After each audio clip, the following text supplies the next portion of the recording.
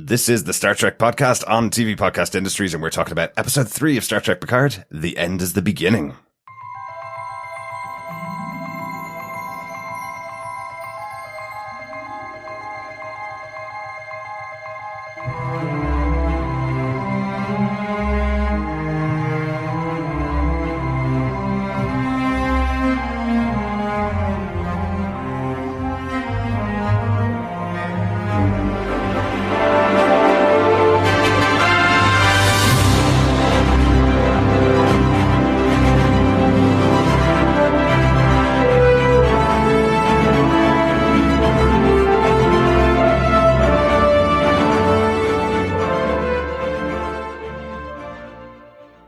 Welcome back, fellow Trekkies and Trekkers. This is TV Podcast Industries, and we're talking about the third episode of Star Trek Picard, The End is the Beginning. I'm one of your hosts, Derek.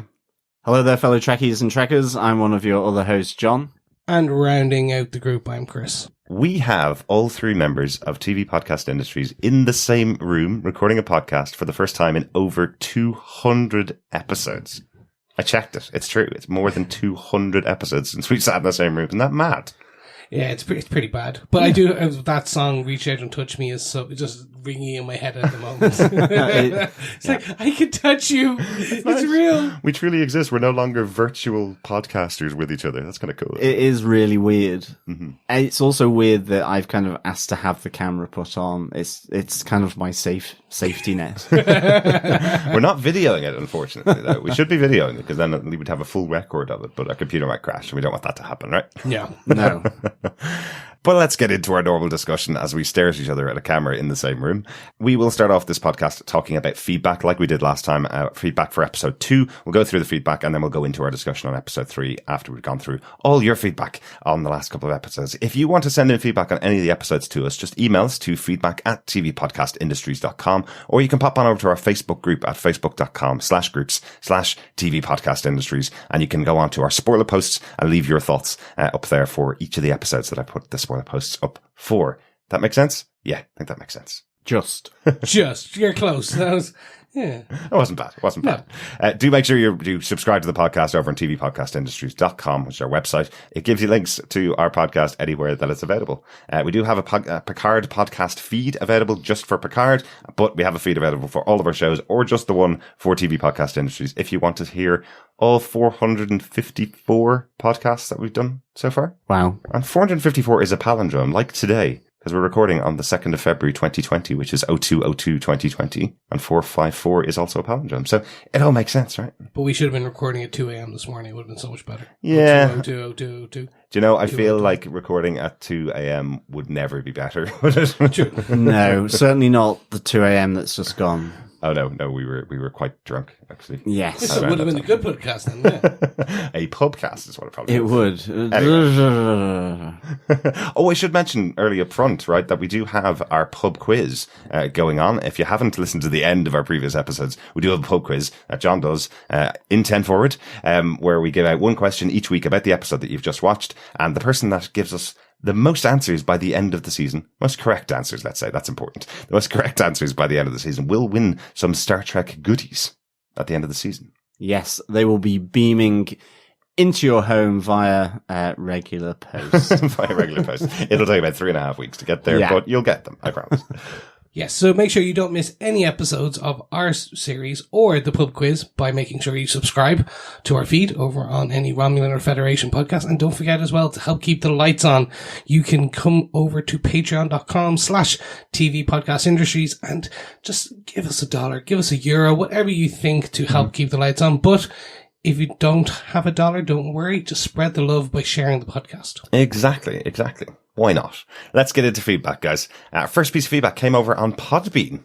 I didn't know people could feedback on Podbean until I got a notification from there. But it came from one of our listeners called Rick and Morty, saying, love your Irish accents and thanks for covering the slow but beautiful reboot of Star Trek. Feels like a Deep Space Nine flavour with double-dealing Romulan death squads and room cleaners that I would happily deploy in my home.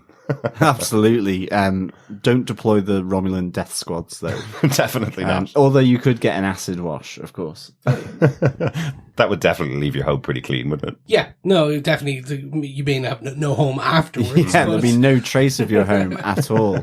But yeah, it does feel like a Deep Space Nine flavor, I think. It is of that kind of flavor, and of course, Next Generation. Yes, absolutely. I think certainly after this one, where we see the start of, the space travel. Yeah, that's quite important in Star Trek, isn't it? It is. To eventually get to space travel. John, do you want to take the next piece of feedback? We also got an email in from Todd. He goes, "Hey guys, enjoying your Picard podcast. I'm also enjoying Picard and excited to see some more familiar faces. As far as Picard's mysterious ailment, this is pretty clearly a reference to Irumodic syndrome that is one of the central plot elements of the series finale episodes of Star Trek Next Generation, All Good Things, Part 1 and 2. It's even mentioned as being caused by a defect in the parietal lobe, which was referenced in the Picard episode. Oh, very good. In the show, the defect resulting in the development of the syndrome is painted as potential, not certain. Well, the future's here now, and it seems we're finding out." Todd finishes off with, "Give the episodes a rewatch. Definitely worth it. Cheers, Todd." Yeah, thanks, Todd. Thanks for pointing as well to that central element around All Good Things, that Star Trek finale for the Next Generation. It was good because you also have Q in it. He's on the vineyard at the start as well, so there's a lot of familiar themes here as well. As they look for that temporal anomaly that's happening at 3 different times. In that as well, you have Picard really not being believed by anyone. They think it's part of the Irumodic syndrome and that he could all just be making it up. I really hope that they don't do that, say, for this, where all of a sudden it's just one big dream after 10 episodes. But certainly, thanks for pointing that one out as well. Although I do like Chris's theory that it comes from the Borg, just because we have the Borg in this series of Picard as well. Yeah. In episode 3, we do get the great facial scarrings going on from the previous Borg who've kind of been sort of rehabilitated, or at least tried to be. Absolutely. As you can probably tell, Todd, we did go out and watch the episode almost directly after we got your email. And went, how did we forget that? And it's mentioned like about 5 minutes into the episode, Beverly Crusher goes, "I think you might have this syndrome." It's like, oh yeah, we probably should have remembered that. I haven't watched the episode, but thank you for the pointer, because that's definitely going to be something that I now need to watch. I'm going to, with John, I'm going to stick to my Borg theory, just because I think a lot of people will not have watched that in years or rewatched it in years. So I think a bit of slight retconning potentially could be happening. But let's wait and see. Maybe, but I do think that is very clear that this is what they're talking about, isn't it? So great that you caught it. I suppose we've mentioned before that we are all people that have watched all episodes of Star Trek The Next Generation, but we didn't do that famous rewatch of all 300 and something odd episodes in preparation for this podcast. So there will be some things that we miss, and we're really delighted that people send us in their emails. Absolutely. Talking about the things that they've missed, because it allows us to go onto Netflix and go, oh, it's season 3, episode 5 that we need to watch for next week. Yeah. So that's great. Great stuff, Todd. Thanks for listening to the podcast, and keep the feedback rolling in. Absolutely. We have a voicemail from Steve Brown. Hey guys, Steve, I don't know if I'm going to get this in quick enough for your episode 2 review of Star Trek Picard, so if not, you can put this in the next one. Just real short, because I want to watch it for the second time. Does it seem unlikely that the Romulans would be able to have this much of an intelligence network in play? I mean, I know it's been 14 years since the supernova or whatever. I guess it's been 14 years since the supernova. Where have they been? Has they been staging this from the Borg cube? How could they have this big of a intelligence network that's even infiltrated Starfleet? So anyway, can't wait to hear what you guys thought. Talk to you later. Thanks, Steve. Yeah, I think that's something we're probably going to learn, that either the Tal Shiar and potentially this other more sinister version before probably have been around since before the supernova and have just continued, maybe slightly diminished, but When people think that the Romulans are no longer there, they're no longer an issue, yeah, it becomes easier to disappear into the shadows even further. Yeah. I'd say that's probably what we're going to find. Especially because we do, although saying that the Commodore is aware of them being there, even though she's the head of probably security for Starfleet. And what we're aware of so far, that she's the head of security, or at least that type of intelligence, we believe. So I get the feeling that she's probably aware of them, but not to the level that they're there. Well, she might even be working for them, or working with them, I suppose, as part of it as well. I think it does come as a massive surprise, Steve, to your point. It's supposed to be really shocking that they would have the audacity to come to Earth and infiltrate Starfleet. Starfleet's supposed to be kind of impenetrable to these kind of organizations. They're fully aware of who they are. So it is a very difficult thing to infiltrate them. So you're right, it is a massive surprise that they're there. But we don't know the extent of them. We don't know whether there's just the one operative on Earth working there, or whether there's multiple people working on Earth. They're beaming in, remember, from probably a spaceship somewhere close in orbit or somewhere else, to make these attacks that they're making on Earth as well. So they may not be all embedded in Starfleet, but we know of one agent that is.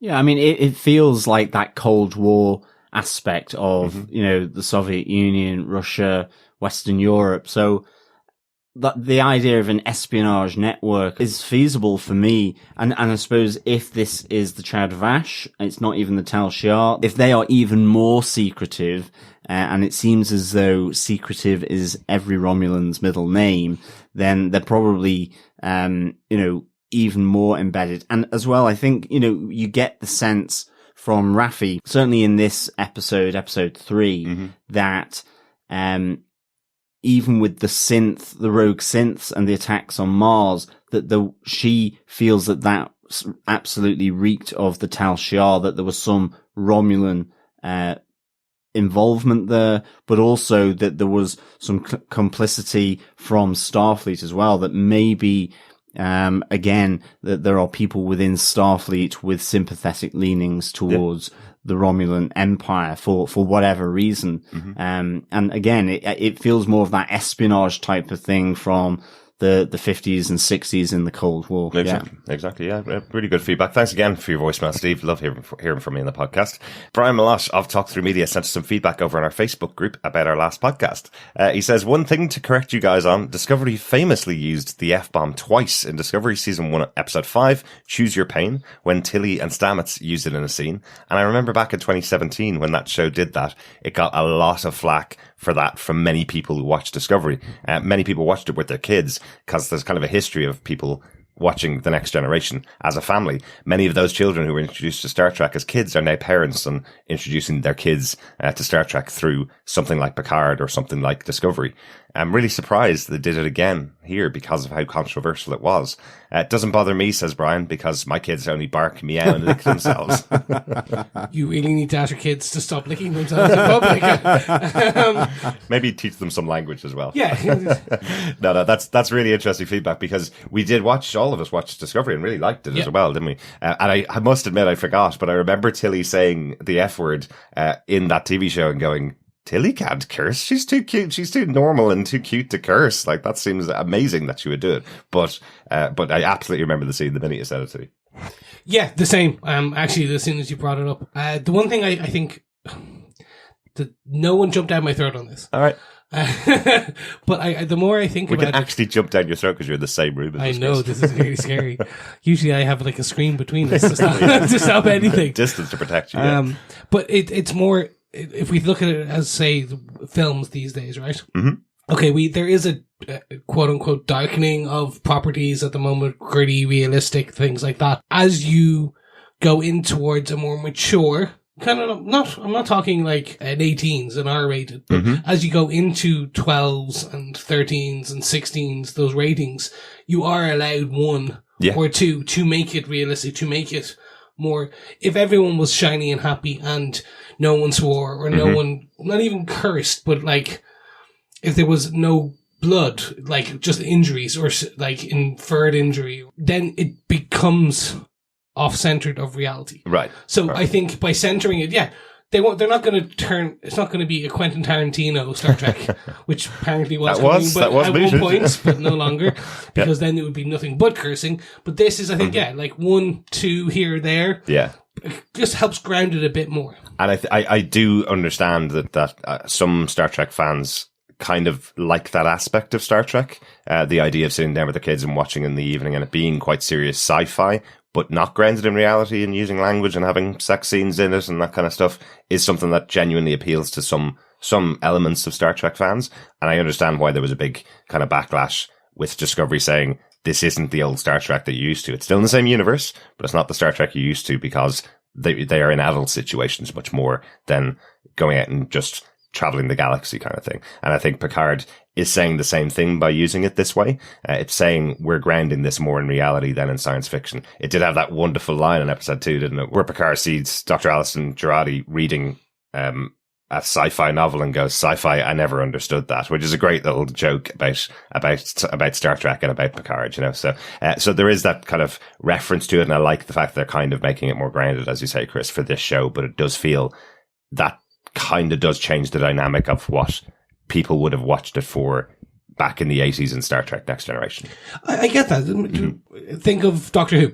Yeah. So when they went with Peter Capaldi, it was a bit more, they grittied it up a bit more, just because of the character. Mm-hmm. And now that they've moved towards Jodie Whittaker, they've actually kind of, not reverted is the wrong word, they've evolved to, again, a different version of the Doctor Who, which is a bit more lighthearted again. Yeah. So I think it's about the evolution, not the evolution of the version of the show that they're trying to tell, that the writers are trying to tell, the director is trying to tell, the showrunner is trying to get across.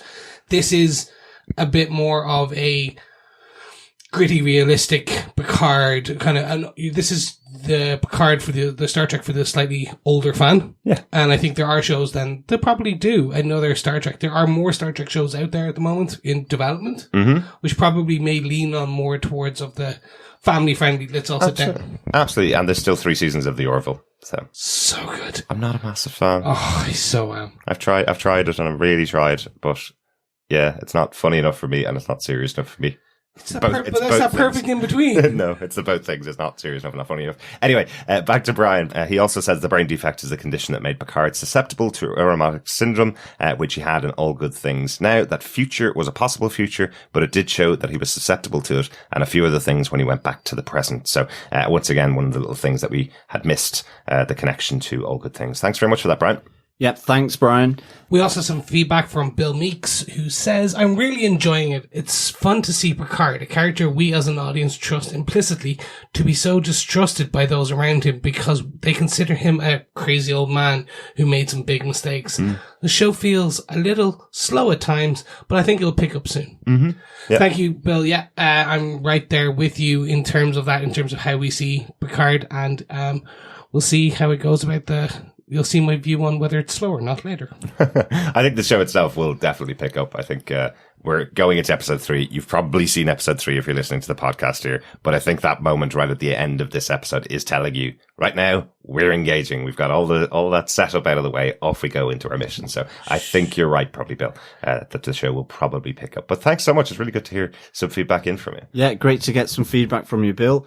We also got some feedback through from Bob Phillips. He says, some may call it slow-paced, but I'd like to suggest the word leisurely to describe the Picard series. It is ambling through the vineyards of the story, stopping to examine a vine, pluck off a bug, or just check that the grapes are ripening. Oh, I love that metaphor. Very good, yes. This episode entwined what might be a group of Romulans working with other species in a positive and constructive way, Starfleet being infiltrated by a mythical reality, and the embarrassment of an ex-celebrity. The range of Romulan accents is particularly impressive.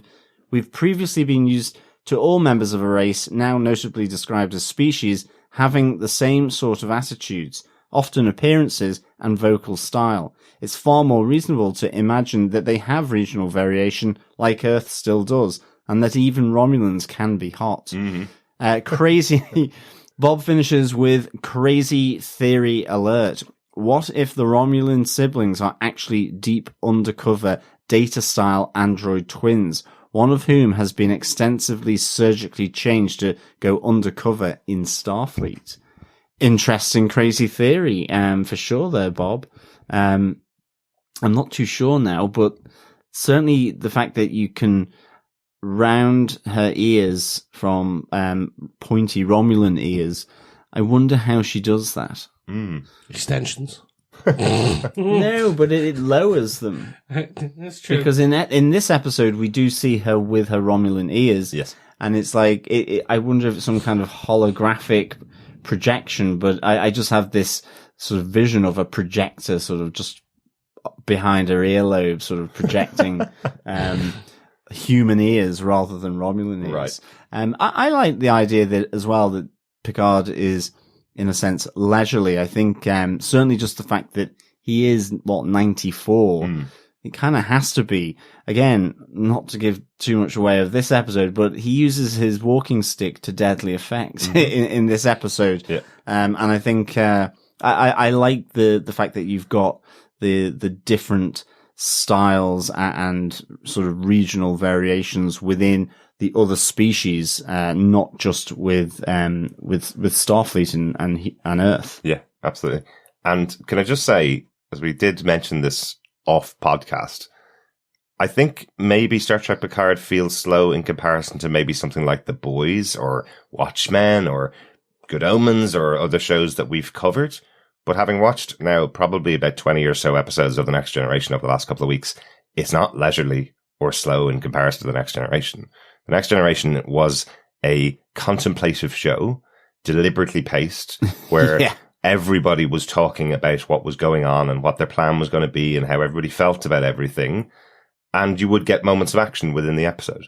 And I think it's actually quite equally matched in pace with The Next Generation, despite the fact they don't have ad breaks to break up 15-minute intro bits of an hour-long episode. They don't have that in Star Trek Picard, but I do think it's quite similarly paced, let's say, to The Next Generation. And they had 26 episodes in a season like that. We only have 10 to go with Star Trek Picard. So I think it's interesting seeing that perspective. Yeah, and we'll get more into it later in this episode. I think it's that it's taken 3 episodes to really get to that engaged moment.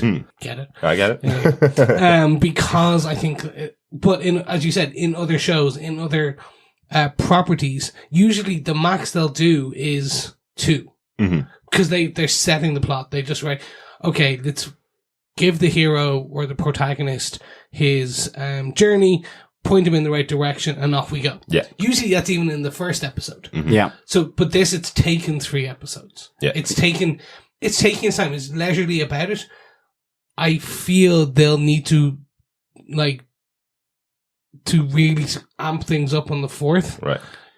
But I think if you can take the 3 episodes separately, episode 1 is Picard gets his mission. Episode 2 is Starfleet tell him to F off.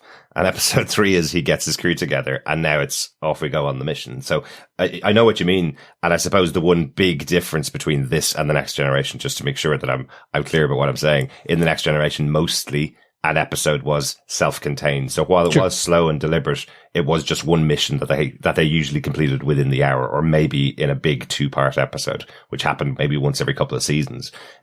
Whereas this is one big mission over 10 episodes, kind of spread out a bit more, but the pacing does seem fairly similar to me. That's all. Yeah, I mean, I think for me, it's more just that they've probably decided to structure it differently. I mean, a lot of time has gone and has passed since The Next Generation. So I suppose you just got to catch everyone up, because if it was Riker and Beverly Crusher and so on, and Geordi, all racing off together, but this is a new set of people with sort of interjections of the old TNG crew. And maybe other shows would have started it off with him hurtling in to be engaged by the end of the first episode, but then would have done a number of flashback episodes or whatever. Yeah. So I think maybe it's the structuring of it, possibly, but I'm happy enough with the pace at this moment in time, for sure. Yeah. So, thanks, Bob. And also thank you for sending in your pub quiz answers as well. We will get Chris prepped to sing the answer on the final episode as well. Yep. I think we may have just drop that surprise on him right Slightly. here, right now. I'm just feeling, is it like Star Trek in across the universe? I do that. You might need to read your emails, Chris. I have sent this to you, so you should be prepared. You've got 8 weeks. It's okay. And a little time abroad to learn the lines. Yes, fingers crossed. Absolutely. Thanks so much to everybody for the feedback. We really love hearing your thoughts. And as we said, there are some things that we're not going to know about Star Trek Picard. So filling in the blanks for us is really, really helpful. Let's get into episode 3 of Star Trek Picard. The end is the beginning. Or is the beginning the end? Maybe. Ooh, it's a mystery. For the moment, there's so many mysteries in this show. The episode was written by Michael Chabon and James Duff. Once again, it was directed by Hanelle M. Culpepper as well. So keeping the same kind of team involved all the way through these episodes, always good. Yeah, again, it keeps that kind of fluidity, the similarity across the style. Exactly. Yeah, definitely. Yeah. John, do you want to give us the official episode description for this episode of Star Trek Picard? Sure. Completely unaware of her special nature, Soji continues her work and captures the attention of the Borg Cube Research Project's executive director. After rehashing past events with a reluctant Raffi, Picard seeks others willing to join his search for Bruce Maddox, including pilot and former Starfleet officer Cristóbal Rios. Yes, we get sexy Starfleet captain. Sexy Starfleet captain, sexy Romulan. Like, there's so much sexiness going on in the show this time. Or as you should say, it's Starfleet sexiness. Absolutely. None of the Starfleet are sexy. That's true. all the non- It's everybody that's sexy. left. Yeah, exactly. So when you leave Starfleet, you get sexy. Maybe that's Yeah. it. Maybe. And- Sexy ex-Borg as well, because we got Hugh back this time as well. That's so true. And even with Rios, he is a man that likes to carry the scar so he can show them off in the bar, God, that was anyway. Let's get into it. I want this scar. Absolutely. Let's get into the I episode. got this one in Romulus. I got this one on Klingon. He's just been watching The Witcher. That's John probably is where it not is. giving this up, is he? Let's get on to our prime directive, our main point for the episode, guys. We must face the ramifications of the Prime Directive. Who's up first for this time on our prime directive, Chris or John? I think we should give it to John. I've taken the main points the odd time, Like, I just feel I take them all the time. The big points, I feel I should give it to John. Why, thank you, sir. My big moment, my prime directive, it's the attack, the Romulan attack by the Death Squad on Chateau Picard. I think, first and foremost, this was a great fight sequence. I love seeing Loris and Chabon fighting on behalf of Picard. Picard almost reduced to a secondary sort of watcher of everything going on, although he does get in a bit later towards the end of the fight. But I thought Loris really kicked some ass here. She was, and I love the moment where she's having the scrap, and she's taking a lot of punches, but she's pushed back into the cabinet, and you see the glass crack of the cabinet where they have the camera. I thought that was really, really nicely done. But also we have that final moment with, Dr. Jurati, coming to the rescue, and realizing that Romulan guns do not have a stun setting. So she has just killed her first, Romulan. Yeah. But, Probably anybody. Yeah. Probably her first ever kill. Isn't it? But I thought this was a really nice, bit of fighting, here. And of course, some of again, a bit like in the old westerns or, in present day films where you've got the gun taped on the underside of a desk. Cool. You've got a phaser taped to the underside of the desk in Picard's study. So that was a nice little bit. Absolutely. I take it that this stuff is kind of, Chabon and Laris went around the house and set it up in case they were ever attacked. I take it that that's kind of what it's supposed to be saying, is that they're security team for Picard, but they also tend the vineyard kind of thing. Yeah. I almost subtitled this episode, "You thought you liked Laris before? Wait till you see this one." Because this episode is like, yeah, she was cool and funny in the first couple of episodes. Now she kicks ass too. Yeah, she was really badass. She had some great moves. And as I say, even Picard comes in with his kind of walking stick that he'd been using, just to sort of knock one of the Romulans. And he gets in on the phaser action as well. Yeah. I was happy about that. Yeah. So because I think in the first episode we had discussed, I know I had literally called out going, yeah, he's an old man. He's 94 in this. He's not going to be in any fights. Like they can't, don't know. He can. They give him a gun, and that's what they've done. Very important that they pointed out, though, because, as you say, Dr. Jurati comes in and shoots them with the Romulan rifle, but Picard's using a phaser, so that's why the guy's still alive. The Romulan's still alive for them to interrogate it, because he did use a phaser with a stun setting on it. So it's important that Picard doesn't kill anybody and slaughter everybody just because we're trying to gritty up the show a bit. So Picard's going around shooting people. You know? Well, they even call it out. He goes, oh, this has a stun setting. Exactly. Romulan disruptors do not have stun settings. Yeah. Yeah, exactly. There was a nice moment just as well before the attack, where you realize he's about to head off on the mission, which I thought was quite nice between him and Loris, where he goes, I tried my best to belong here. It never felt like home, as you kind of, he looks up at the stars twinkling in the universe. And I thought that was kind of quite nice, that reference, even though it's his family ancestral home, he just has never felt as though he's belonged at Chateau Picard, in that sense. His place is up there with the stars. And I thought that was a nice little moment as well. Yeah. And it's definitely a reference, I think, to, servicemen coming home. Like, effectively, he was a naval commander in space for many, many decades. And he's come home. He's been told, now you're a retiree. Now you just need to go and tend your vineyard and grow as much grapes to make all the wine you need for the rest of your life. I don't know whether he actually sells that wine or whether he just makes it all for himself. Can you imagine, like, the banks and banks of thousands and thousands of bottles of wine where he's just like, it's Chateau Picard and I am Picard, so I get to drink every bottle. He is a massive wino, for sure. Or just occasionally bring it, Picard. Exactly. Or occasionally bring it as a gift to soften the mood in a room, I think. Yes, exactly. I think another nice bit from this fight as well was just where they were lining up all the guns, because they do take one of the Romulans, kind of hostage, one of the ones that have just been stunned. Yeah. And they begin this interrogation, which is really important, with respect to Daj and Soji. This idea that, we find out that he's from the North Country, like Zayban as well. So that whole kind of regional thing that we were just talking in the feedback from Bob Phillips. He has that particular line across his forehead. The kind of ridged forehead. Yeah, ridge. Yeah, because Laris doesn't have that, and that was kind of it was one of the first times you'd seen a Romulan that didn't have the ridged forehead. Yes. And he has the ridged forehead. So it's like North and South divide. It's exactly. all about the ridges. Right? But in this kind of interrogation from Picard, you have this conversation about, these two twins, these two sisters, and that she is the end of all. The destroyer, yes. Which is very, very prophetic here. And it's just before he kind of takes his acid pill and spits it out at Zayban, but then just dissolves. Luckily, Zayban doesn't dissolve. I was wondering why he decided to do it after he'd talked about them and allowed himself to be interrogated.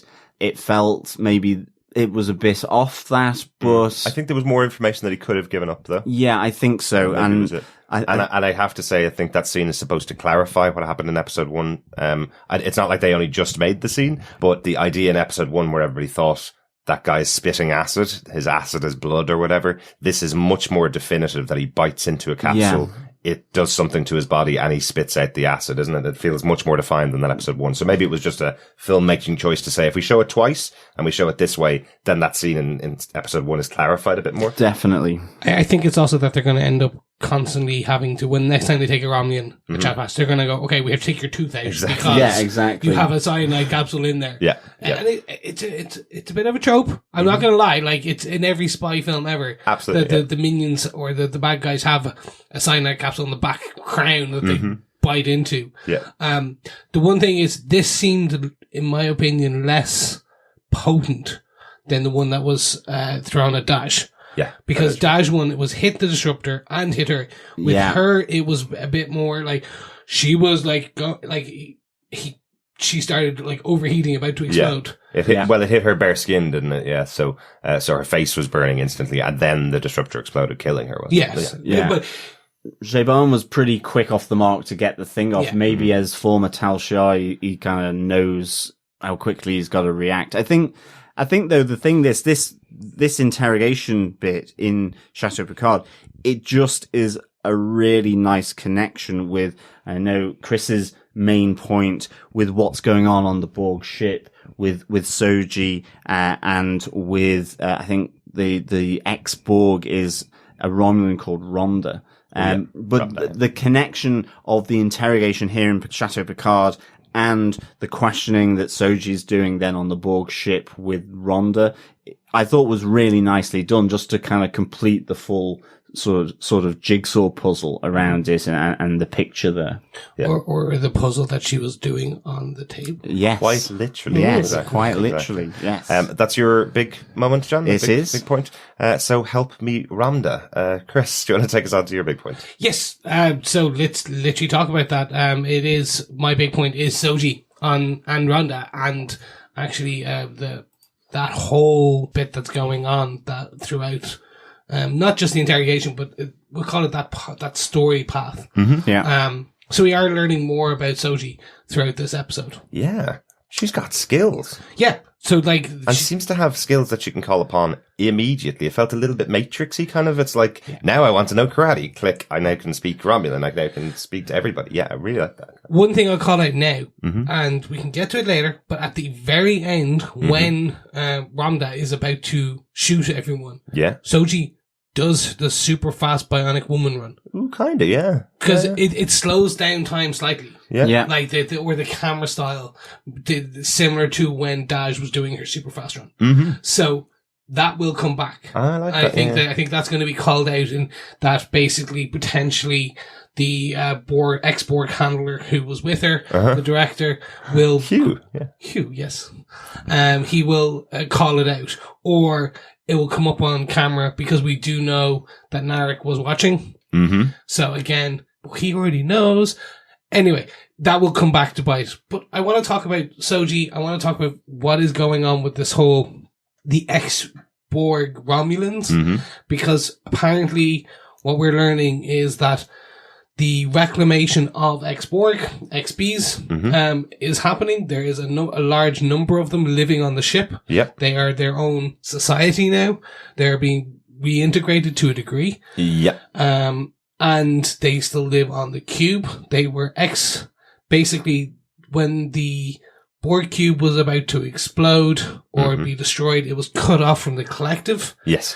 And it didn't completely explode. So all these Borg are basically cut off from the hive. Exactly. Never to be reconnected. Yeah.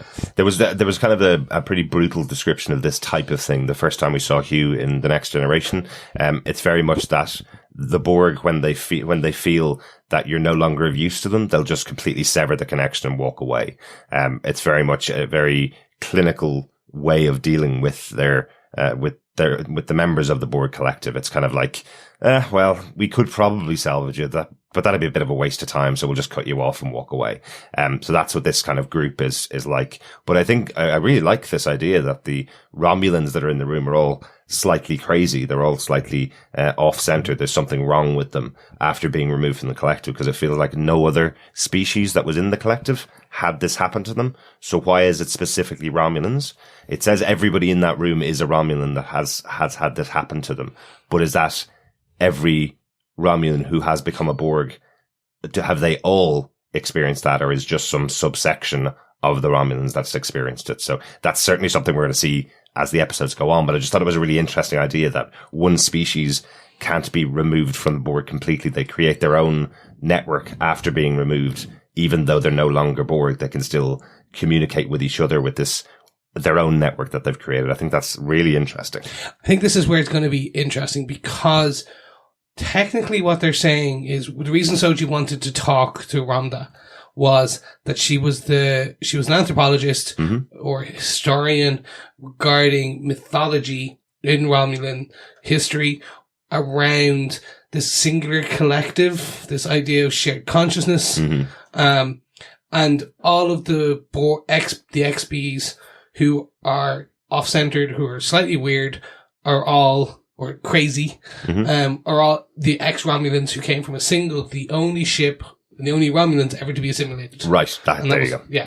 Yep. So this is the only Romulans, and these are the only ones. All of them. And these are the only ones like this. Yeah. Yeah. So what we're finding is that potentially there is, crazy theory alert, I think it's going to be something along that the Romulans have some deep connection to the Borg in deep history. That's what we're going to find out. Like, there's going to be some connection around this collectiveness or collective or connection. Or... That's interesting, yeah. And that could play into this whole Chad Vash stuff as well, that are against AI and synthetics, possibly, or where that maybe hatred comes from. I think it'll be interesting as well, speaking of that kind of the ex-Borg sort of creating their own network, which fascinates Soji. It'll be interesting when, or if, Picard gets on the Borg ship as well, to see if his former Locutus of Borg days come back to affect him. So that could be quite good. And then you have that whole kind of tense standoff with Rhonda. I thought she reminded me, the actress that played Rhonda, almost like Jessica Lange, actually. I thought she was excellent. Just the way she was like, which one are you? The one who lives or the one who dies? The sister who lives or dies? Yeah. And you're the destroyer. I've met you before, and it's like, oh, this is all getting really intriguing here. Has Soji met her before? Is this synthetic something Borg related even? Probably not. It probably is Data and Maddox kind of related, but you're just like going, what does she mean by that? I've met you before on her former Romulan ship just before they were captured, I think. It's just really fascinating, and I kind of just want to see more. And in my head, all I was thinking was either she's met Daj before and not Soji, or she's met another duplicate maybe, or somebody else that is like the two of them. They say they're made in pairs, but that doesn't necessarily mean there's only two of them. It could mean there's 4 or 8 or 10 or multiples of two. Yeah, exactly. You guys would fill it first. I made the joke about, I think, one of the first episodes, literally the first episode, where there'll be a point where they'll open a door and there's just an army of Sojis and Dajas, just like a room full of them, all of them like identical.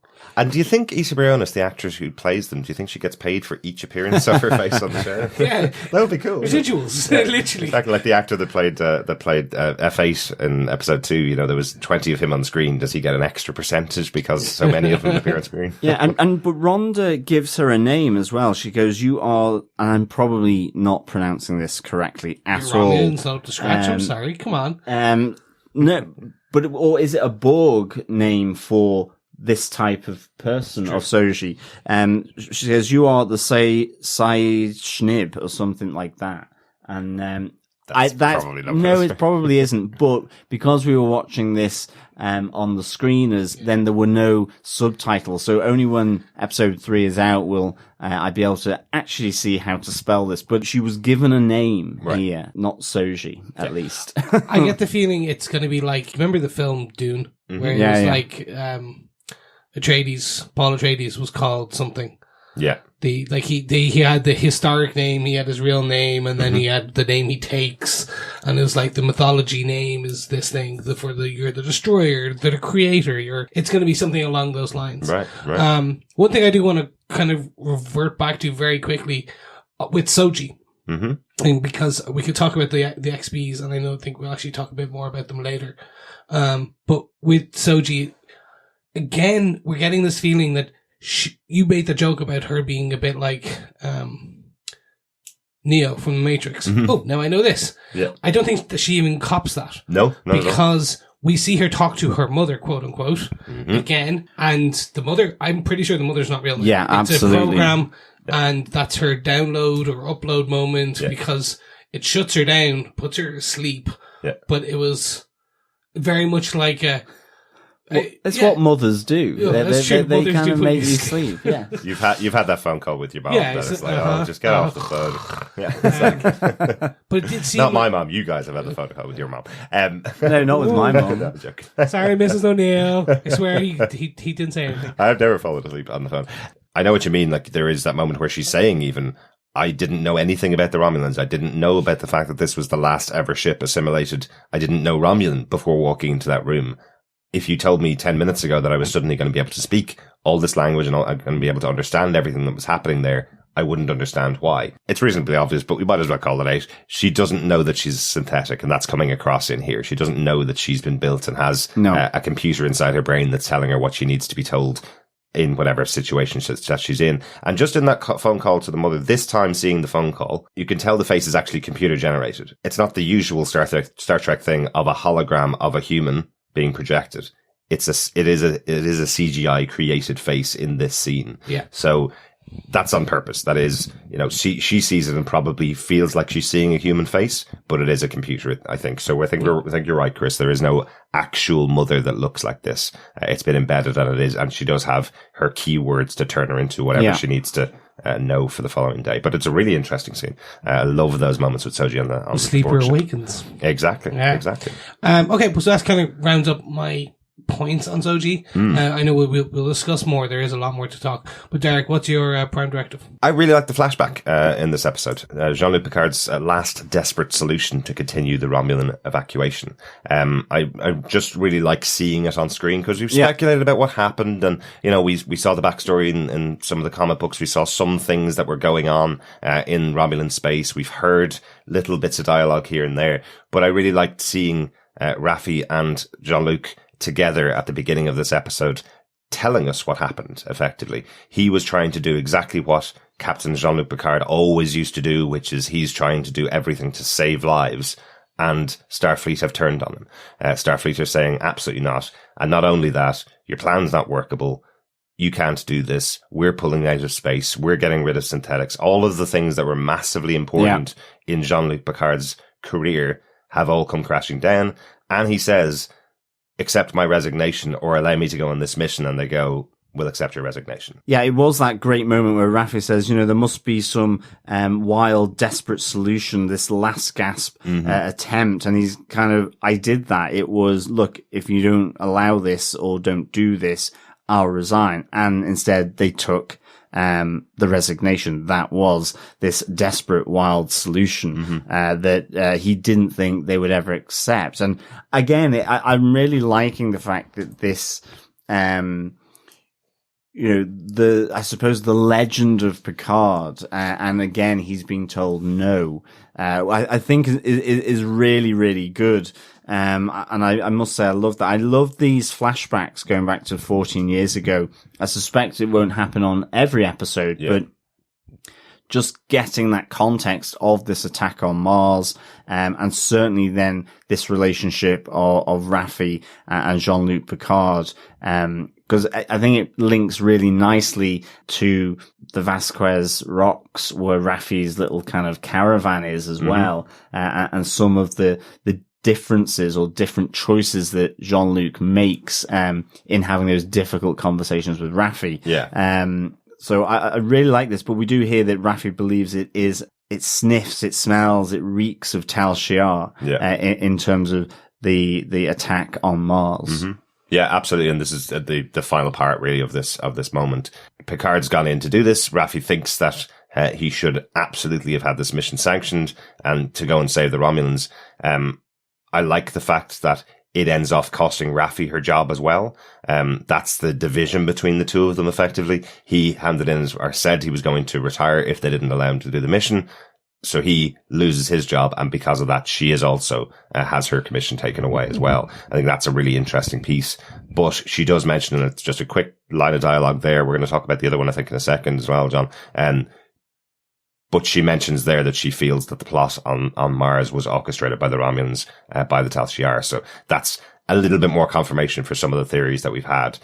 So there has been some idea that the Romulans might have been involved all the way back to 14 years ago, effectively. Okay, this is my ignorance, and potentially some of our listeners will be able to help us. Was Raffi in this before? Was she in TNG? For me, this is like, if this had been a Counselor Troy, or someone from TNG that we actually knew, because they're showing that there's this, like, there is this level of bond. Absolutely. In like that, that she'll follow him into the ends of the earth, blah blah blah. Maybe it was in one of his.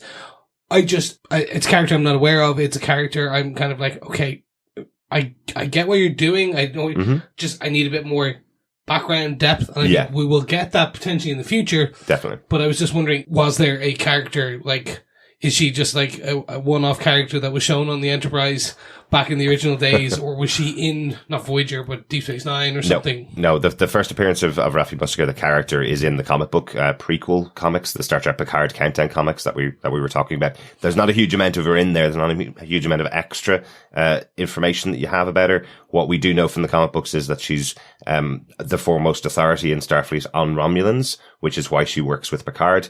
And really the reason why the two of them are working together is because they're trying to do this evacuation attempt for all the Romulan planets, so he needs the best person involved. They had worked together before the comic books, according to what's in the comics, but we've never seen any actress portray the character before. So this is her first appearance in the show, was last episode, and that's the first time we'd ever seen her on TV before, and the comic books were a little bit earlier, but yeah. And complete aside, and just, is she going to be the love interest? No.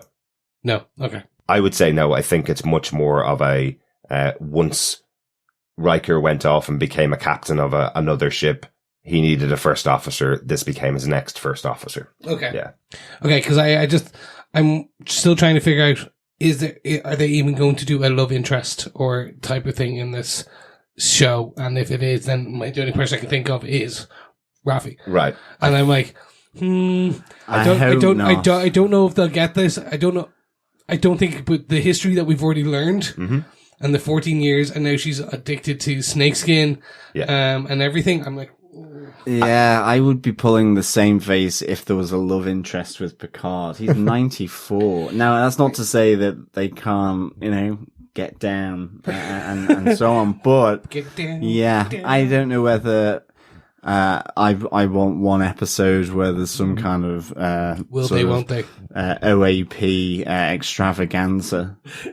Hey, if he can take on Romulans, I'm sure that he is can take true. on That's other true. things. Picard's love interest is seeking out new life and new civilizations and boldly going where other men have gone before. That definitely came across the wrong way. I'm boldly going where no man has gone before. So, well, if you're seeking out new life forms, that's probably why. Well, exactly. There could be a love interest here, but let's hope not. Yeah, I think if they go down that route, potentially it may be wrong, but I think it would be better to be as a mentor-mentee relationship. Yeah. But we'll see. I just get the hint. Exactly. It would feel like walking in on my parents. True. I can't allow that to change my view of Jean-Luc Picard or Patrick Stewart for that matter. You are so ageist. I know, I'm sorry. Everybody deserves However love. Vibrant he is. Absolutely. So yes, everybody exactly. deserves love. It is interesting since there's so much stuff going on about people not wanting to live on and work on after the age of 65 at the moment. You hear this in every country at the moment, that's going to extend. Unfortunately, in the 24th century, people are living on and working until 92 years old. Exactly. What was it? I guess 80 years old is when he hands in his notice and expects them to keep him on board. So we're going to be working a lot longer in the future. Ooh, we're living a lot longer. Anyway, moving on, gentlemen. I think it's about time we move on to our Omega Directive. Implement the Omega Directive immediately. So, John, I think you're up first. What is your Omega point? Yeah, I think this links to Derek's last point, actually. First off, I loved Patrick Stewart and Michelle Hurd here, Raffi and Jean-Luc Picard, and just their whole kind of conversation. I thought Michelle Hurd was absolutely fantastic here in the interchange. That kind of, that feeling of being betrayed, the betrayal of hurt that she had was really, really good. She talks about that, she felt humiliated in going into the Commander-in-Chief, the CNC, after Picard had come, from seeing them. It was kind of following the main act. It felt like everything she had done to prepare him, and he went in and he tried to use his personality. I think as Bob Phillips said in the feedback, this idea of an ex-celebrity no longer having that celebrity pull, and it just didn't work. And I thought her sense of hurt and betrayal, and the line where she goes, I've been sliding into humiliation and rage over the last 14 years since that happened. Yeah. And I think, this idea that, she talks about Picard's grand chateau, the vineyards, the heirlooms, the big furniture, and she goes, I would show you around my small caravan, but I would just feel humiliated again.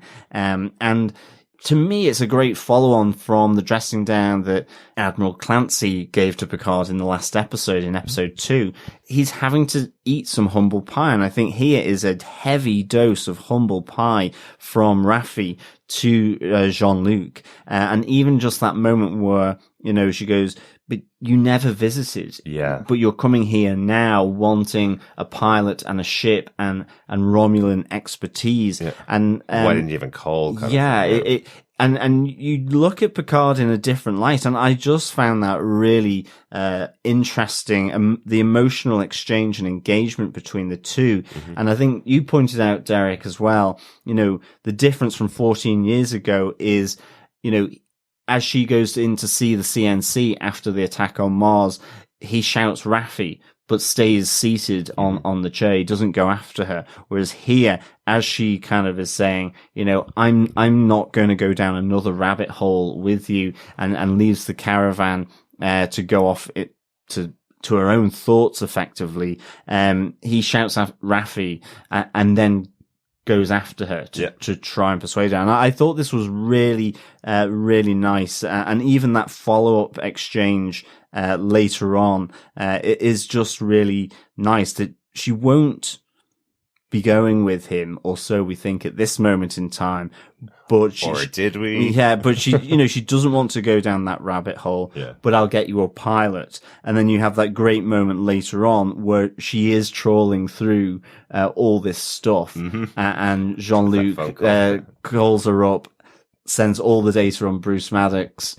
And goes like, make it so, and then just hangs up. And she's like, but she's intrigued because of the little attractant that he kind of left, right at the end of episode 2, that there are Romulans operating deep within Starfleet on Earth. So I loved this. I thought Michelle Hurd was absolutely great, here. Yeah. Okay. So I love the character Raffi.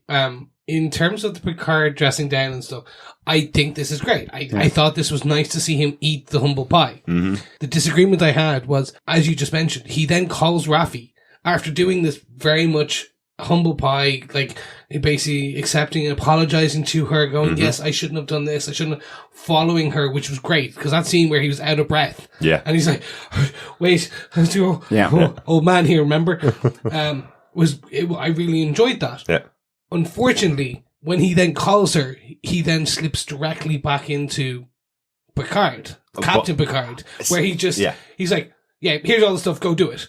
But that's what I thought was the great gag, isn't it? It's like, he calls her up going, I know you're researching all this information. And she goes, well, maybe. No, I'm not. And he's like, here's all the information. Now you can look into all the files and, carry on, which is absolutely what he would say to any member of his crew. He knows she's back. Like, he knows once he's apologized and once he's done everything for her, he knows that he's kind of got her back on his side, but he knows he's still going to have to eat a bit more humble pie in the future. He's got to work at it. And I think that's it. I think obviously you don't get to be Admiral in Starfleet. Like, he is a persuasive character. Yeah. He is, magnetic. He is charismatic. And so he's still trying to convince her. And I suppose as well, being an admiral, you need to know your crew, you need to know your officers, and he knows her as well. He knows that it's why he lets slip the Romulans operating deep undercover in Starfleet, because he knows that will engage her in that sense. Yeah. So, I thought it was really, nicely done. And I think even that second attempt by Picard, to try and get her to follow him down the rabbit hole, as she says, at least at that stage, it's no. Yeah. I think that's the great thing about how Michelle Hurd, you see that she's torn. She does want to go. She does want to help him, but she feels utterly hurt and betrayed by Picard as to how it was left 14 years ago, and the fact that there's effectively no contact with her since, yet she sees him on the TV with that interview. She knows His massive house. yeah, she knows his life, and it's a really tough scene to watch for seeing Picard, who you also hold up. Yeah. That's not on, Jean-Luc. You didn't do well there, Jean-Luc. And I like that. I like that. It doesn't undermine him. It's just saying he has his flaws. But I do think it's also kind of hurts Star Trek fans a little bit. It hurt me a little bit because one of the things that you always love about Picard and by the end of The Next Generation is those characters became a family aboard the ship. It was one of the kind of differences, I suppose, the big difference between the old first series Star Trek and The Next Generation is that by the end of the show, they had all gone to each other's weddings. They'd all knew each other's kids kind of thing. They were all family. And to have this character that we didn't know much about, as you mentioned, Chris, she's not around in The Next Generation or anything like that, but it's established that they had a very close relationship as Captain and Number One, or as Admiral and Number One. And what it's saying here is she didn't become a member of the family Picard. She didn't get the contact from him after she left Starfleet and he left Starfleet. So that almost hurts because you kind of feel like Captain Picard would always keep in contact with all the people he worked with and he'd always be interested in their lives and always be interested in what they're doing. And she's telling him, why didn't you once come and contact me? I was hurting. I was in a really bad way and not once did you come and ask me, was I okay? And that feels like, oh, that's not what I thought Captain Picard would be like after the end of Next Generation. And I just think it's supposed to hurt. It's supposed to show you that he is a bit arrogant in the idea that of who he is and his celebrity. So He drove her to drugs. Sneaking. well, yeah. That's going to come back. That's going to come back at some point in the series. Definitely. Well, we're wondering why she's off to this planet. She's not actually going to be on board the ship helping out Picard. She's actually catching a lift with him going to a planet that, with the quick reference in the show, it looks like a gambling planet, possibly gambling debts, possibly Yes, problems Free there Cloud. for her. Free Cloud, yeah. So possibly there's some stuff, some serious stuff that's gone on in her life that we'll find out in the next couple of episodes. I'm getting the vision of Cloud City and Bespin. But Mm-hmm. anyway. Okay, I'm going to jump in very quickly. Just a quick point from my Omega directive. Narek and Narissa, or previously Lieutenant Risso. She was called Narissa, called out in episode 2, Right. towards the end. But now she is 100% Romulan. It's confirmed. Yeah. It was a surgery. We see her live. She's now on the Borg cube. Exactly. So she sent her advance hologram to talk to him last time, and this Yes. time she was on the ship getting there, basically. Yeah, so that she is there.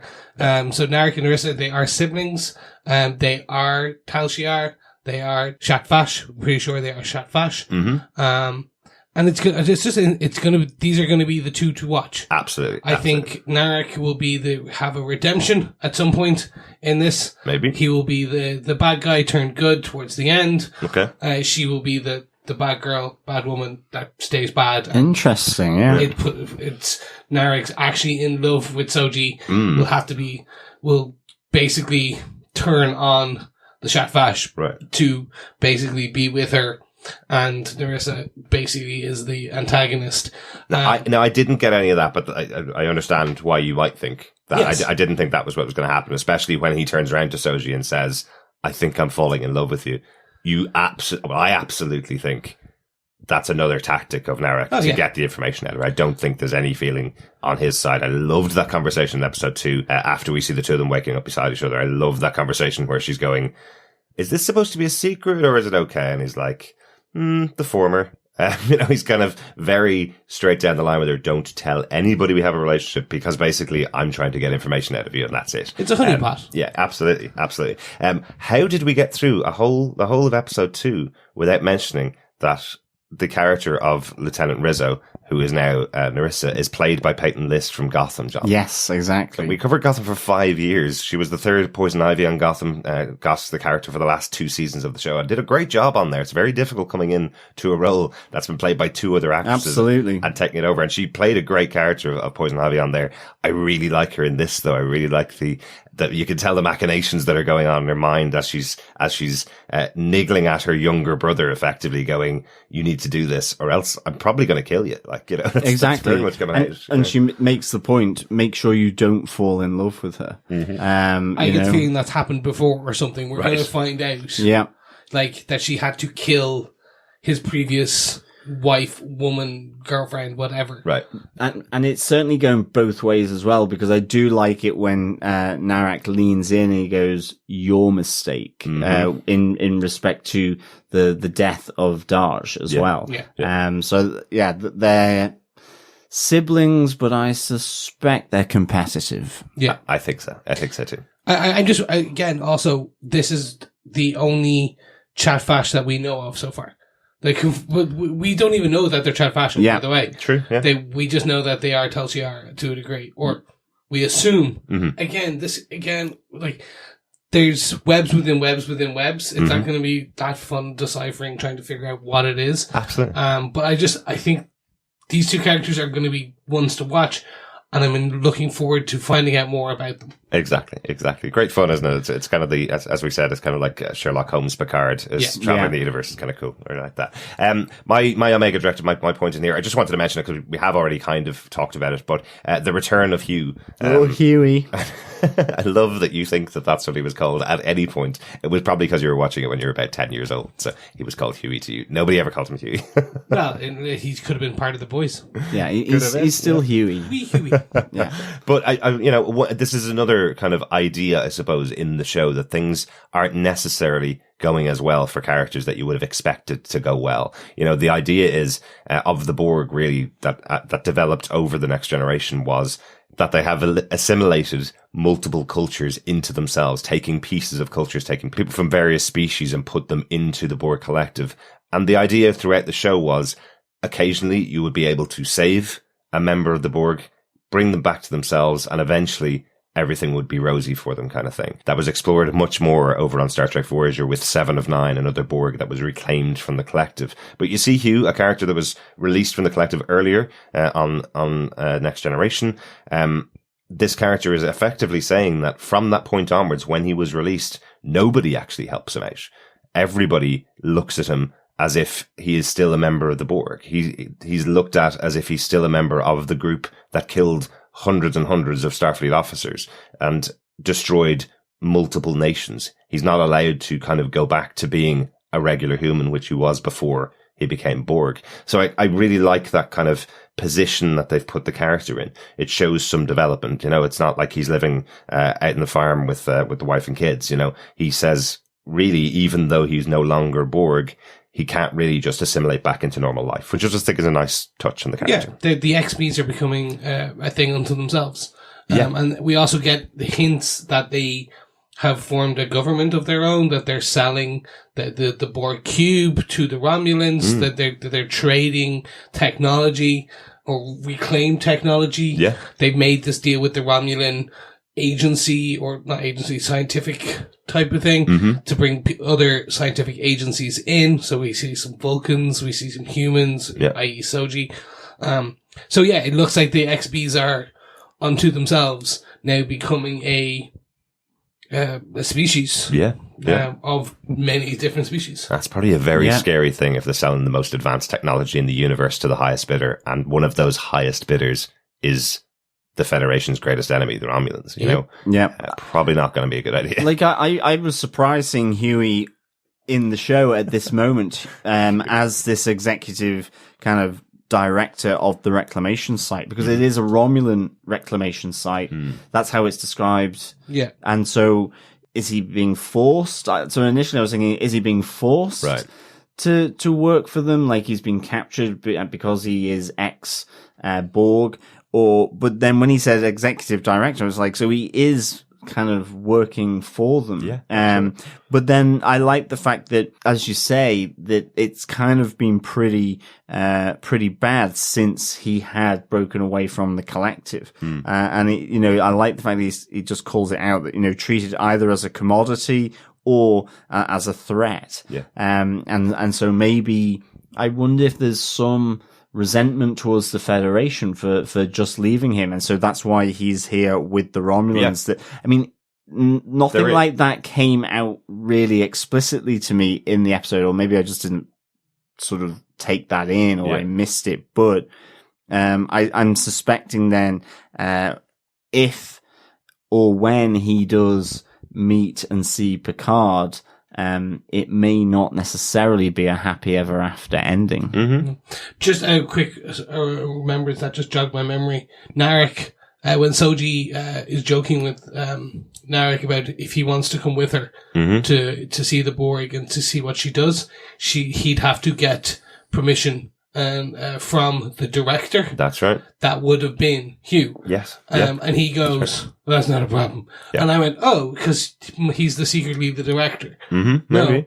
No, more than likely now is probably he has a way where he has the ear of Hugh. Maybe. Hugh has to probably report to Narek at some degree. Right. He's the director. Yeah. Yeah, I get you. There's definitely some stuff that needs to be uncovered there as we go on in future and see what the actual position of Narek is on board the ship, because it's kind of pointed out a couple of times, like, you don't just sit around and do nothing, obviously, on this ship.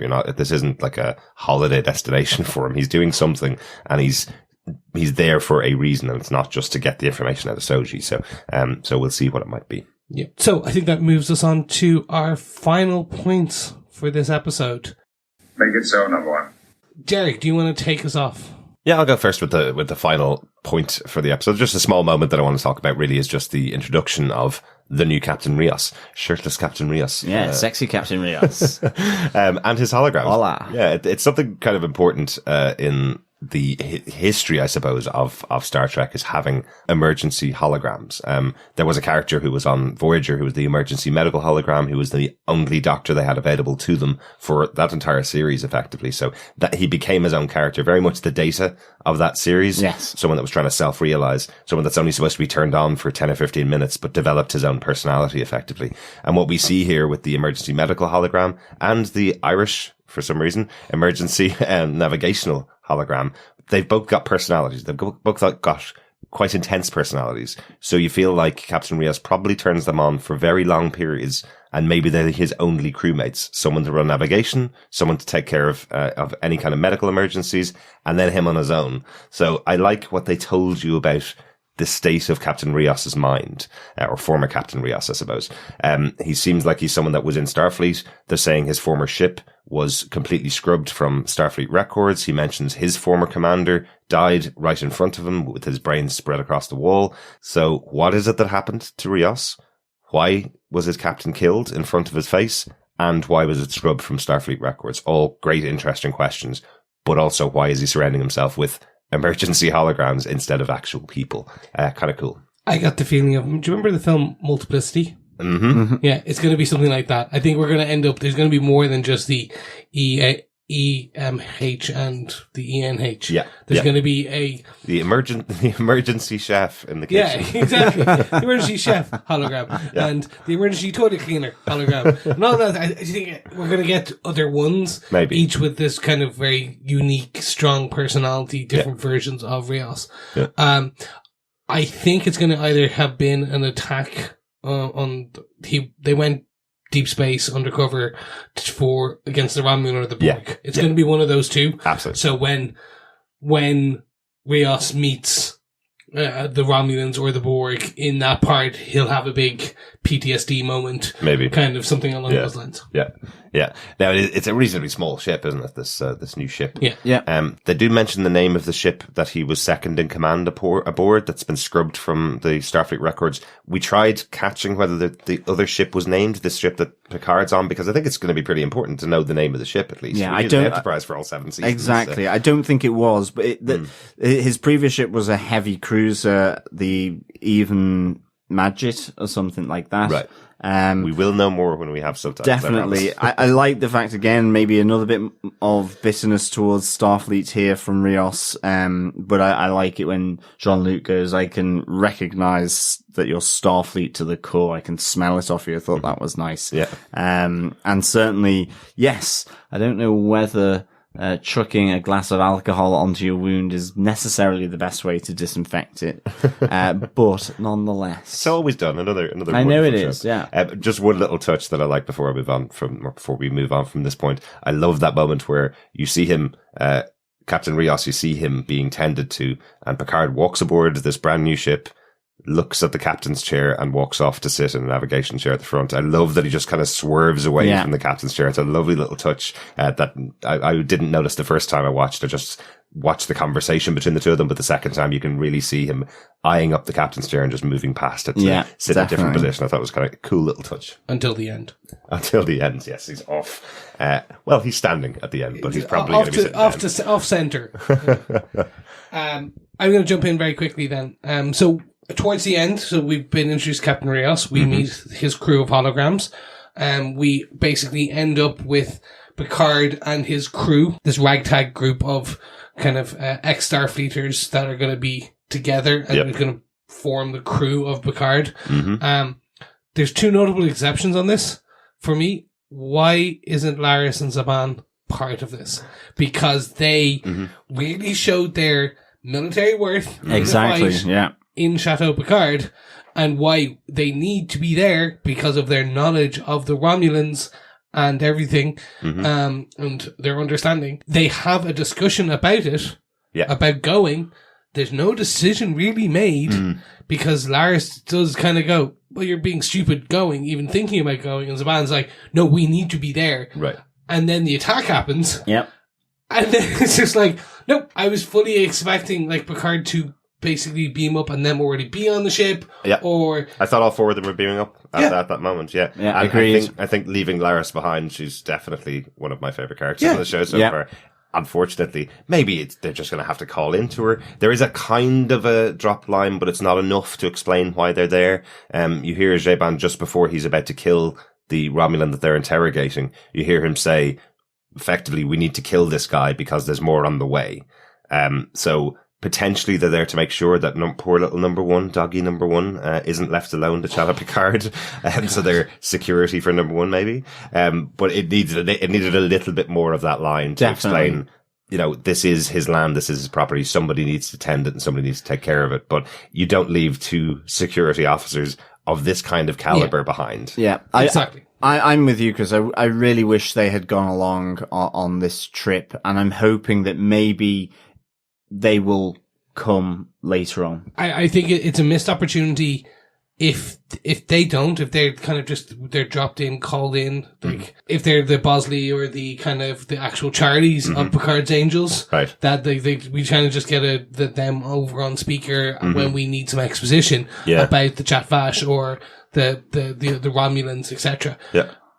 If that is the case, they have to come back for season 2.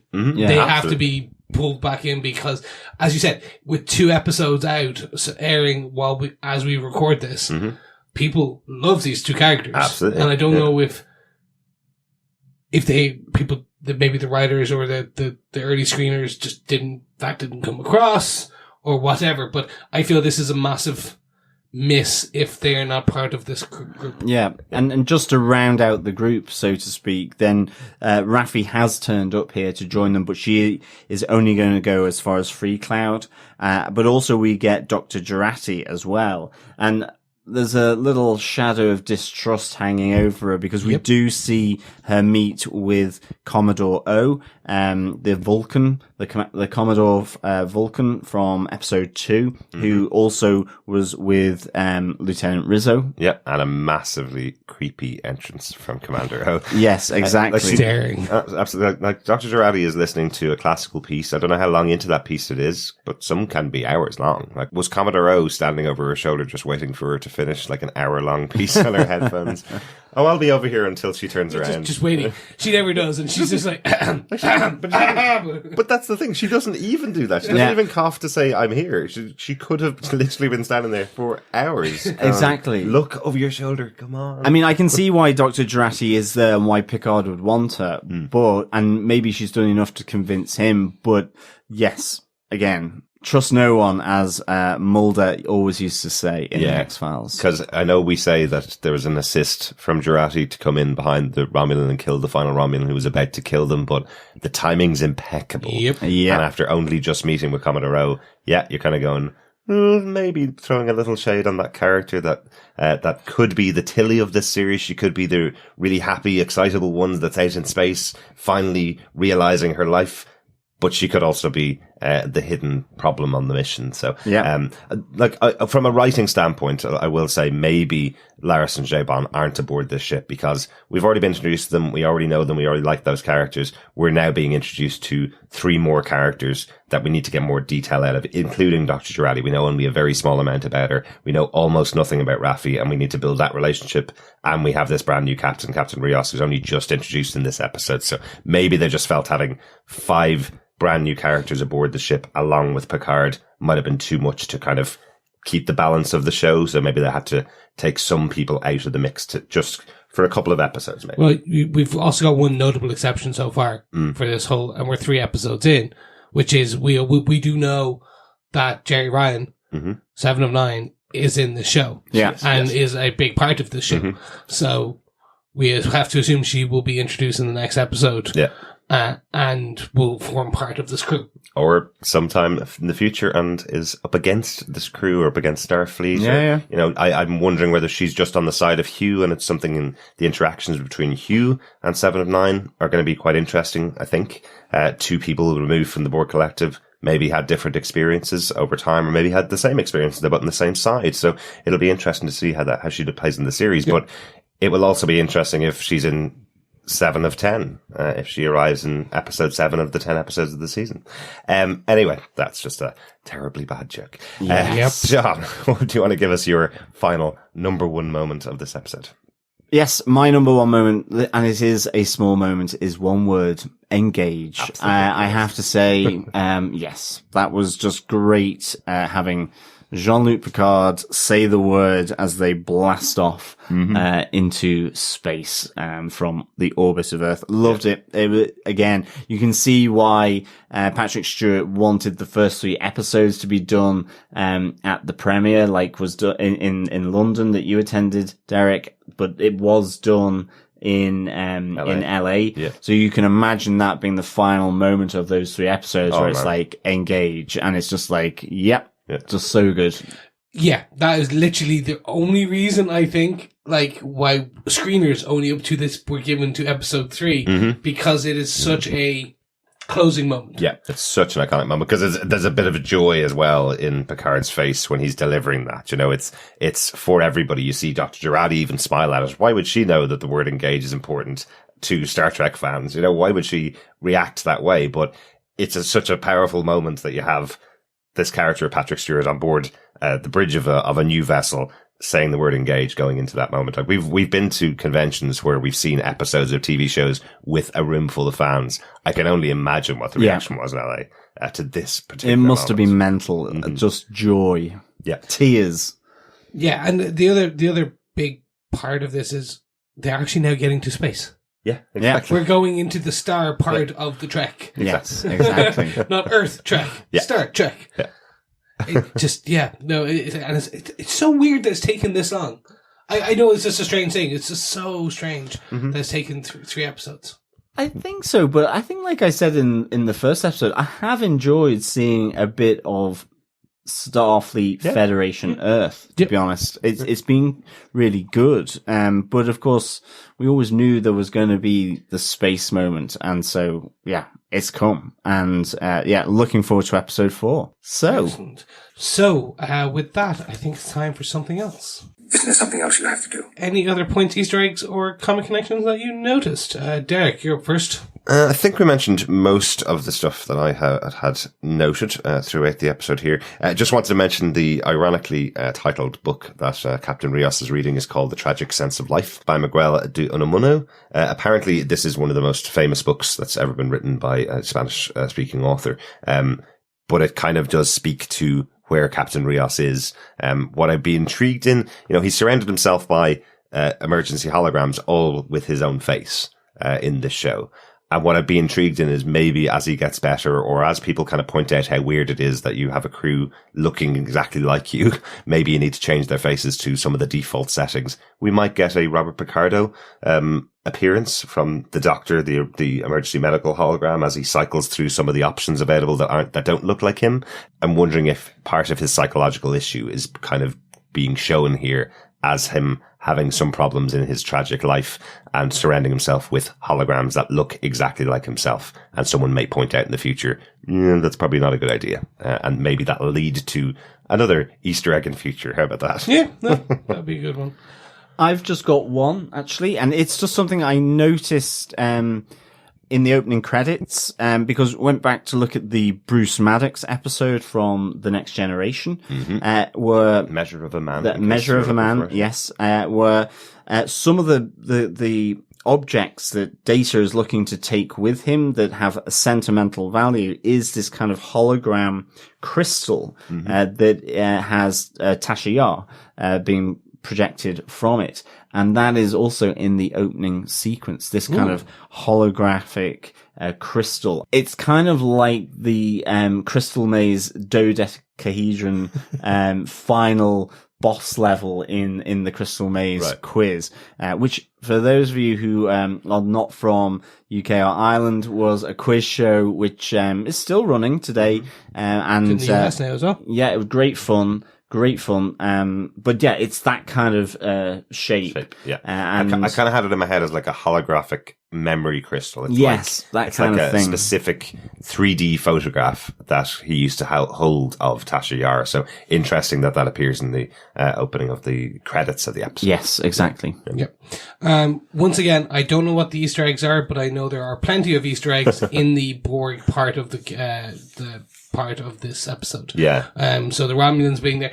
I know the tarot card type puzzle game that she's playing. I'm pretty sure I've seen that before. Oh, maybe. I don't know if it was explained, but I'm pretty sure we've seen something like that before. I know. It's just ringing a bell. We'll get it. So hopefully one of our fellow listeners can come back and tell us where. But again, also the Borg, because there's so many people, there's so many different species. It's just going to be. Again, I know there's Easter eggs there. I just couldn't find them. What I did like, and I think we should call it out here, it's more to do with the makeup design for the show. Just the appearance of Hugh, as a former Borg with all of his pieces taken off his face.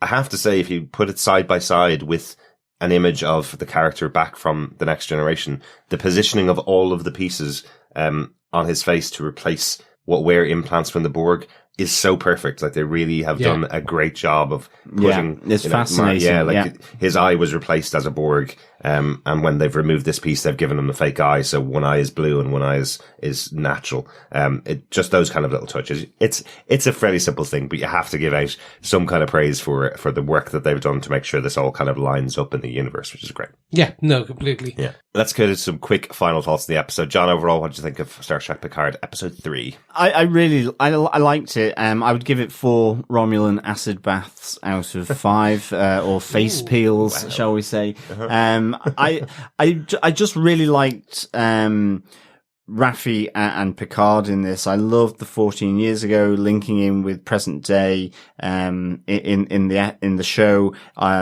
at her house in this Vasquez Rocks.